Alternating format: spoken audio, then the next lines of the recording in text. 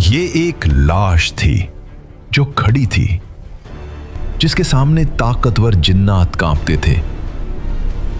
वो जिन्नात जो पहाड़ काट सकते थे, लोहा पिघला सकते थे, महल्लात तामीर कर सकते थे, मगर एक लाठी के सहारे खड़े इंसान से कांप उठते थे। बस बहुत हुआ। ये जिस्म अब इन बोझों के लिए नहीं। हम कब तक ये पत्थर उठाते रहेंगे? आवाज नीची रखो। वो सुन लें तो तुम्हें पिघले तांबे के जिंदान में सदियों के लिए कैद कर देंगे। बरसों तक वो एक मुर्दा जिस्म के गुलाम बने रहे। वो जाग रहे हैं और इनकी आंखें अंधेरे में भी कभी बंद नहीं होती। और फिर एक छोटी सी दीमक ने उन सब का भांडा फोड़ दिया। ये कहानी है हजरत सुलेमान अलैहिस्सलाम की और जिन्नात के उस फरेब की, वो फरेब जिसने ताकतवर जिन्नात को बरसों तक एक लाश का गुलाम बनाकर रखा। हजरत सुलेमान अलैहिस्सलाम अभी जवान ही थे कि उनकी हिकमत के चर्चे दूर दूर तक फैल गए। बनी इसराइल में कहा जाने लगा था, ये कोई आम इंसान नहीं, अल्लाह ने इसे कुछ खास अता किया है।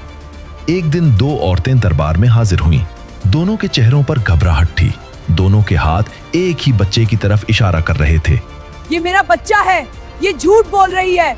नहीं, ये मेरा बेटा है। दरबार में शोर मच गया। हजरत सुलेमान अलैहिस्सलाम खामोशी से दोनों को देख रहे थे, ना गुस्सा, ना जल्दी, ना फैसला। फिर उन्होंने पूछा, कोई गवाह? दोनों ने एक साथ जवाब दिया, नहीं। एक लम्हे के लिए खामोशी छा गई।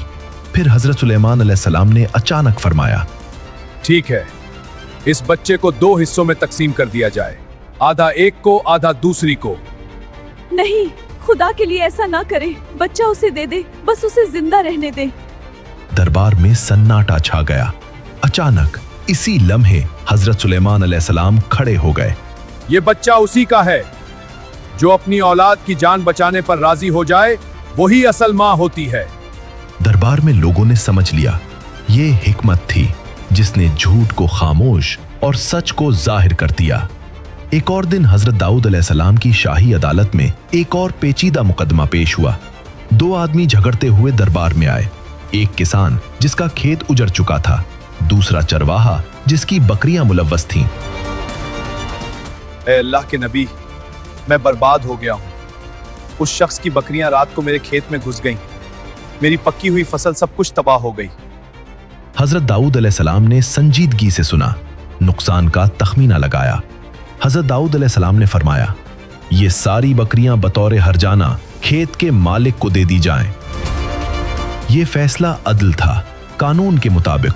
लेकिन अचानक खामोशी। एक नौजवान आगे बढ़े। हजरत सुलेमान अलैहिस्सलाम ने फरमाया, ए अल्लाह के नबी और मेरे वालिद, आपका फैसला बरहक है, लेकिन अगर इजाजत हो, एक ऐसी तजवीज़ है जिसमें दोनों का फायदा हो। हजरत दाऊद अलैहिस्सलाम ने कहा, बेटा वो क्या तजवीज़ है? हजरत सुलेमान अलैहिस्सलाम ने फरमाया, खेत वाले को बकरियां आर्जी तौर पर दे दी जाएं, वो दूध से फायदा उठाए।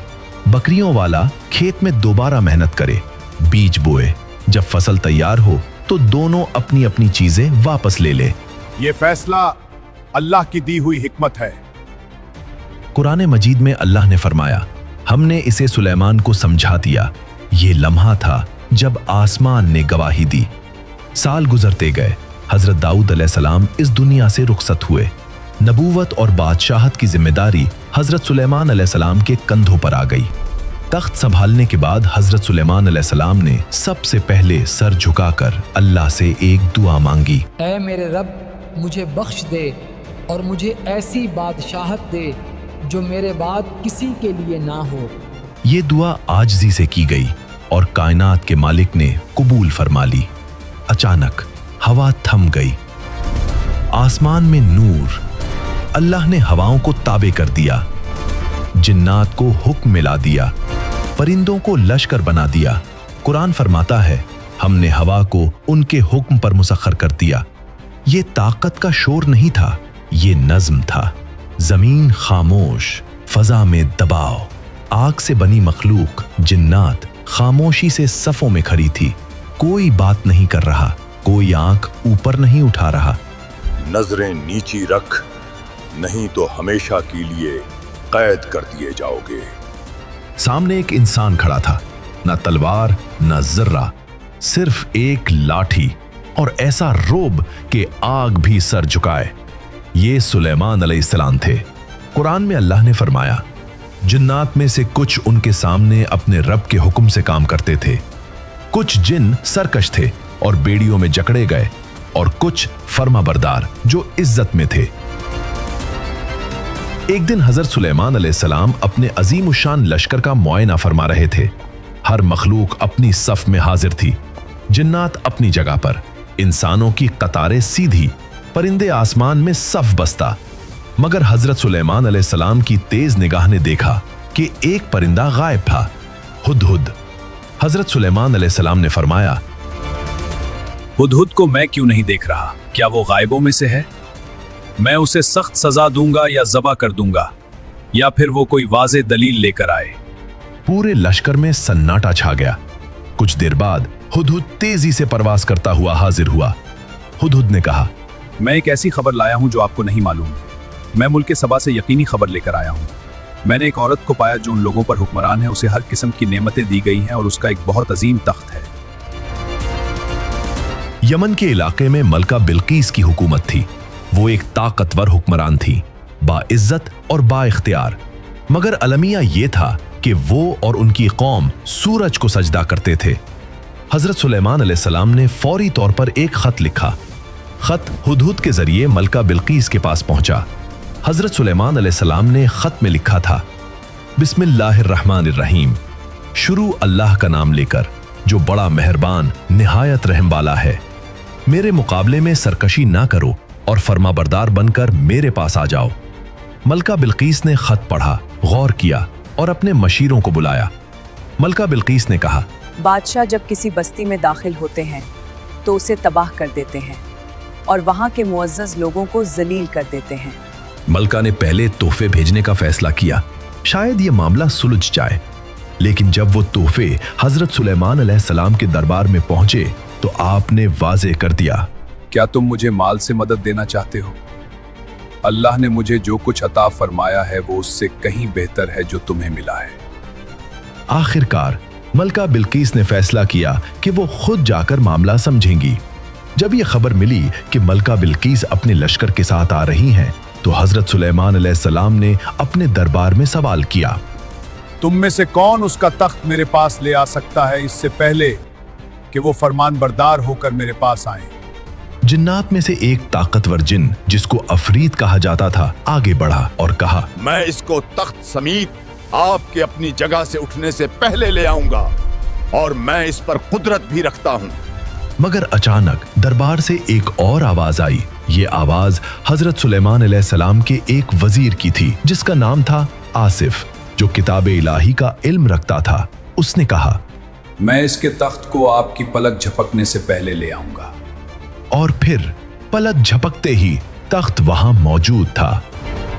यमन से फलस्तीन हजारों मील का फासला एक लम्हे में। मलका बिल्कीस को तख्त समेत वहां पर ला दिया गया। जिन्नात हैरान रह गए।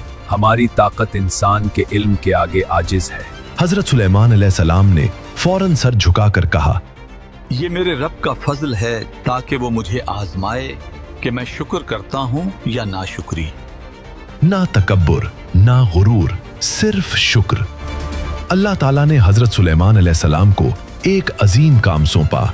वो था बैतुल मुक़द्दस की तामीर। बैतुल मुक़द्दस की तामीर का अजीम शान मंसूबा जारी था।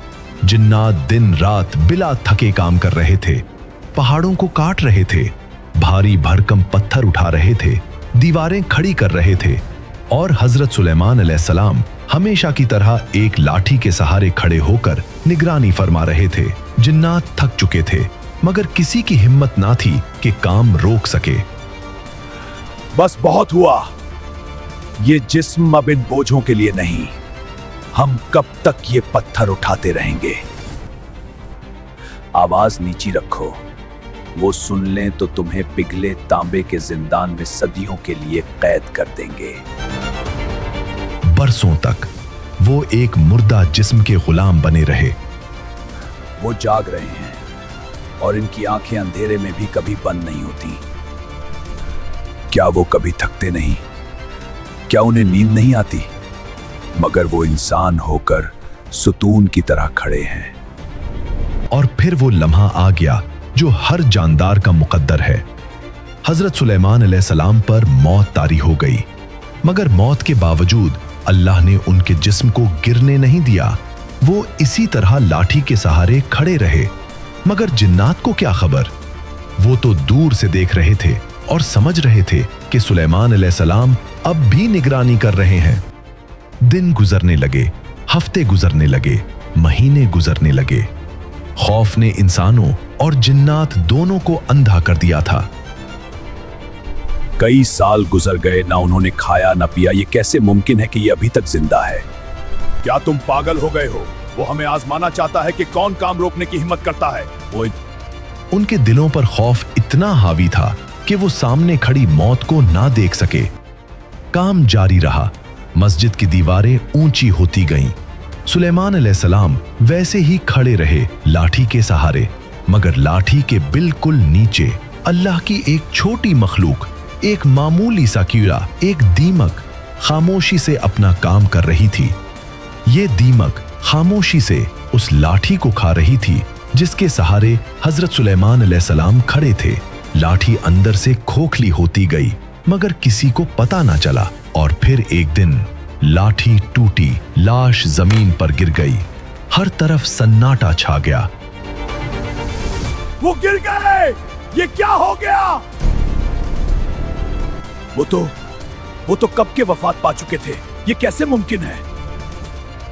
मुझे पहले ही शक था, मगर डर की वजह से कुछ कह ना सका। फिर जिन्नात भाग गए, मगर अपने पीछे एक बहुत बड़ी सच्चाई छोड़ गए। कुरान मजीद ने इस वाक़े को यूं महफूज फरमा दिया, जब हमने उन पर मौत का फैसला कर दिया तो उनकी मौत पर किसी को आगाह ना किया सिवाय जमीन के कीड़े के जो उनकी लाठी खा रहा था। जब वो गिर गए तो दिन्नात को मालूम हो गया कि अगर वो गैब जानते तो इस जिल्लत आमेज अजाब में ना रहते।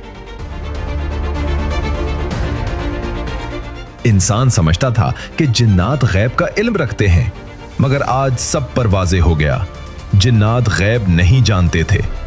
ये कहानी ताकत की नहीं, ये कहानी हिकमत, नज्म और आजिज़ी की है। हजरत सुलेमान अलैहिस्सलाम को हवाओं पर इख्तियार था, मगर तकब्बुर नहीं। जिन्नात ताबे थे, मगर गुरूर नहीं। हर मोजज़े के बाद हजरत सुलेमान अलैहिस्सलाम की ज़बान पर ये अल्फाज होते, ये मेरे रब का फजल है।